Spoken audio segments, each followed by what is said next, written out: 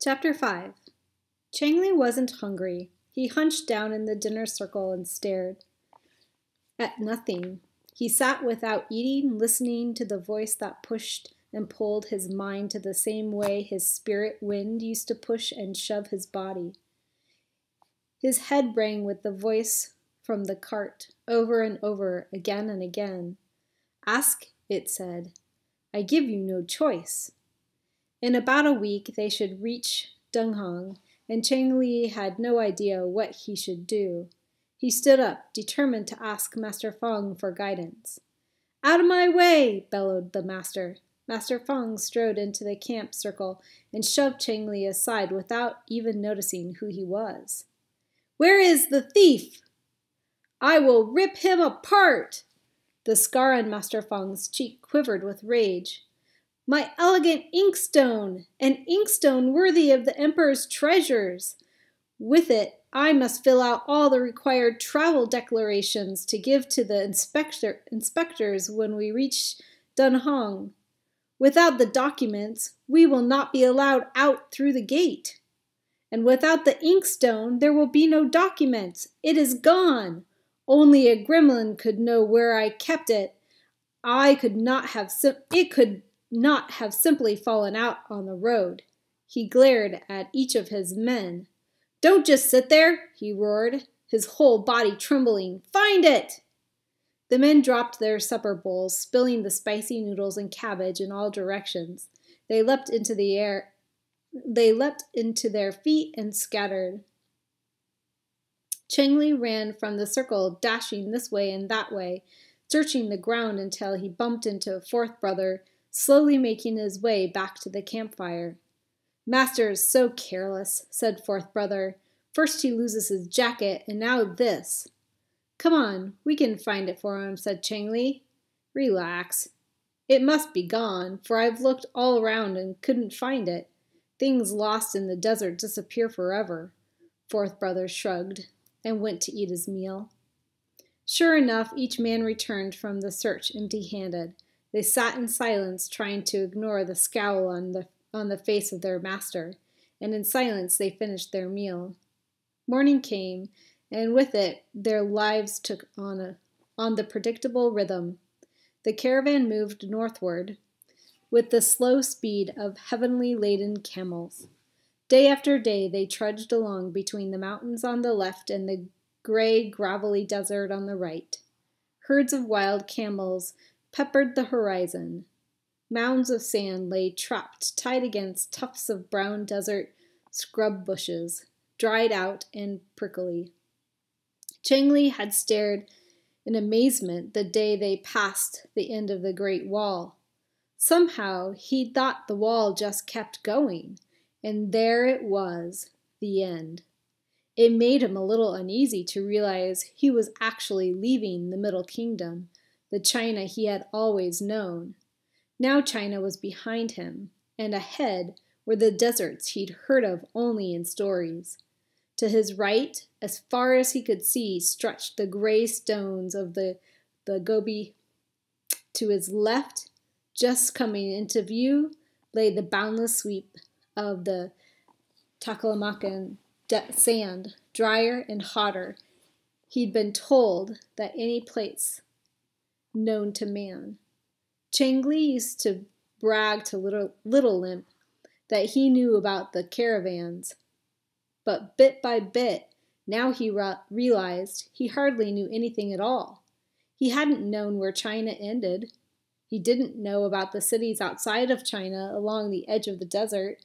Oasis cities, Bori called them, because each one could only exist right at the base of the mountain where the river came down from the melting snow.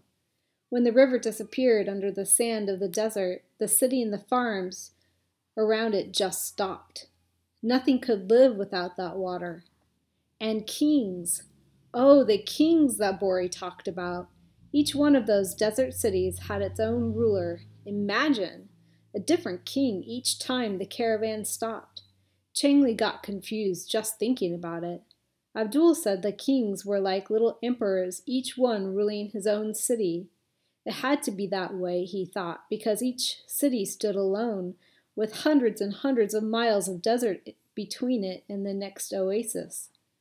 So for something to do during the boredom of walking, Chenli memorized the names of each city: Dunhung, Hami, Turpan, Kucha, and finally Kashgar, and wondered what he'd find in each of them. Would anyone know about his father?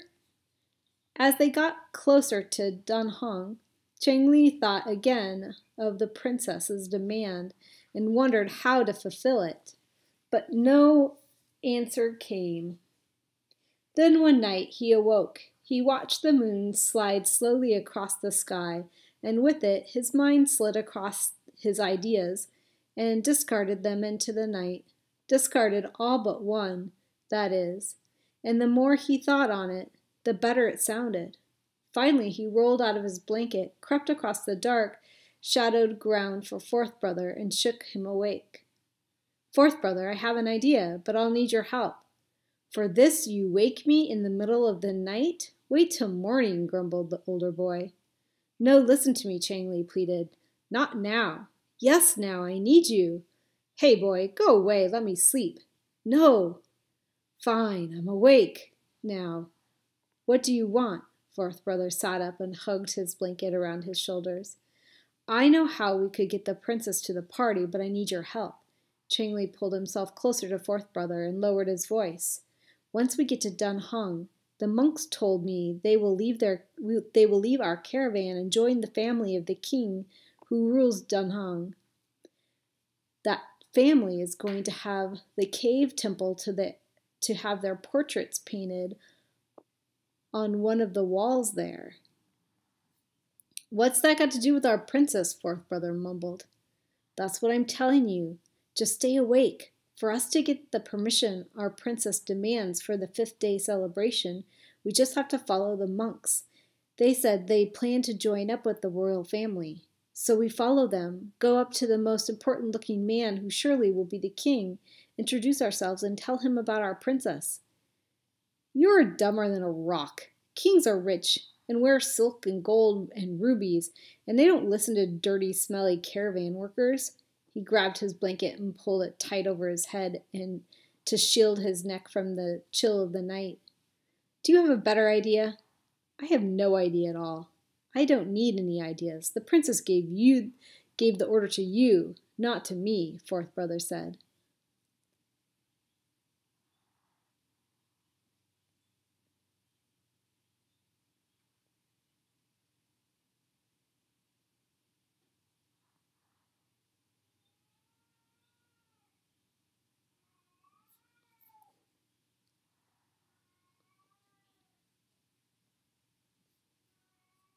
Sorry about that, everyone. I switched pages on you. Okay, back to the story. Changli yanked the blanket away from his friend's face and kept whispering, I know I am a tiger by birth, and that should make me strong enough, but, he hesitated, I also know that you have never lacked for ideas. By myself, I'd never think of the right thing to say. Changli gently poked the older boy. You always know the best words to use. Fourth Brother paused and chuckled. You're right about that. It's worth a try. He rolled back down into his blanket and covered his head. Now go to sleep, came the muffled order. Trudging northward, the caravan left the protection of the mountains and started around the edge of the great sand desert. Changli thought about the city of Danhang and wondered what they would trade there. He knew that 90 of the master's camels were loaded with treasures to be sold at the far end of their route. But the last 10 camels, his camels, had items they could trade at the oasis towns along the way, giving them fresh food and more water for their journey.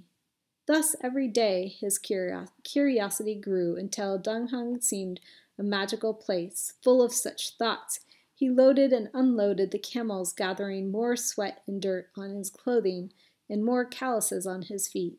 Finally, the cry echoed along the line, Oasis! Dunhung! And sure enough, far off in the distance, above the green of the oasis, Changli could could just make out the massive red brick tower with its two arching roofs that signaled the gate to the city. As they moved nearer, they came to the farmers' huts, lush orchards, and colorful gardens, all watered by channels of water brought from the river, a real river. The road followed the canal, and Chenli grinned from ear to ear as he walked past travelers resting along the water's edge or lightning sticks of incense to place on an altar for the river dragon. This city of Dunhuang ranked as an official checkpoint for people entering or leaving China. Inspectors gave the stamp of approval to legal traders and checked for smugglers who tried to get illegal items in or out of China, such as it bustled with activity. Noise and confusion bubbled in all directions. Caravans reported their wares with all the details of where it came from, where it was going, plus the size and weight of each camel's load. Soldiers patrolled, inspectors inspected, tax collectors collected import and export taxes.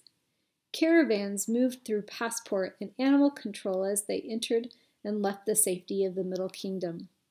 Chenli knew they would take one of his camels and empty its load at the market, selling iron tools to the men and bronze mirrors and colorful pottery to the women, along with the bricks of hard packed tea and bags of rice. This city had nearly as many people as Chang'an, and they all wanted the same luxuries as people farther south were willing to pay for them.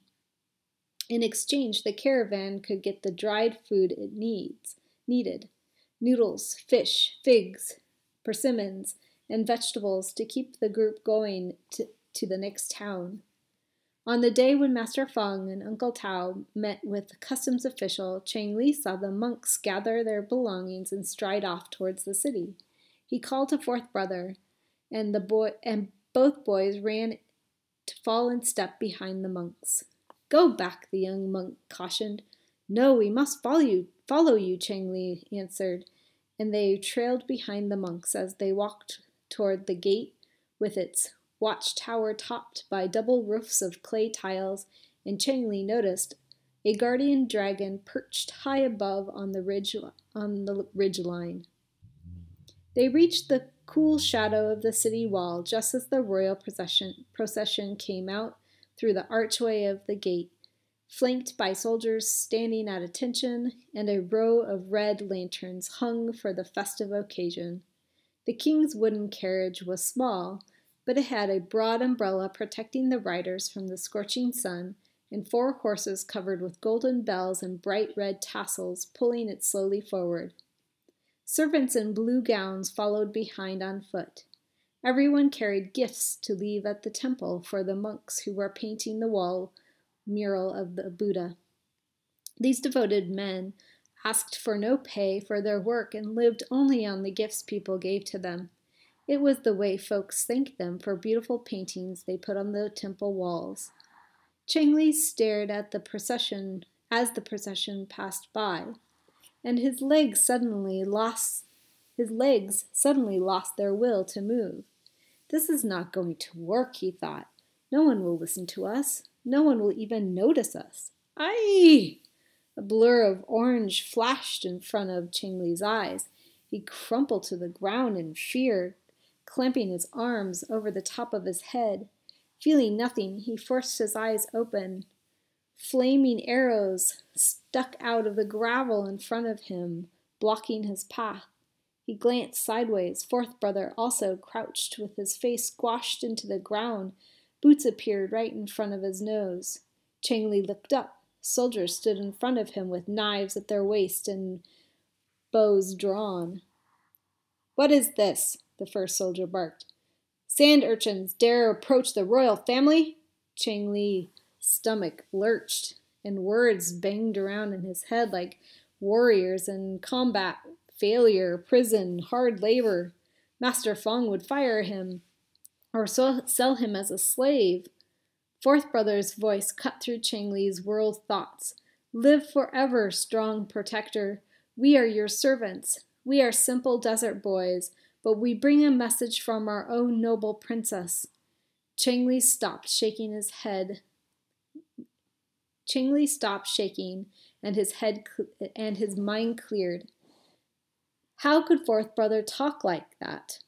Like he wasn't afraid of anything. Your ruler's nobility, his splendor, is known to all, fourth brother continued. I never heard of their ruler before, thought Chenli. If he wishes these humble ones to approach, we shall do so, fourth brother started simply, as secure with his words as the royal ambassador. The soldier chuckled. Stand up, fast-talking urchin, he ordered, and spit the sand out of your mouth. He waited until fourth brother did as he was told. Now who is this princess, and why does she have desert scum to do her errands?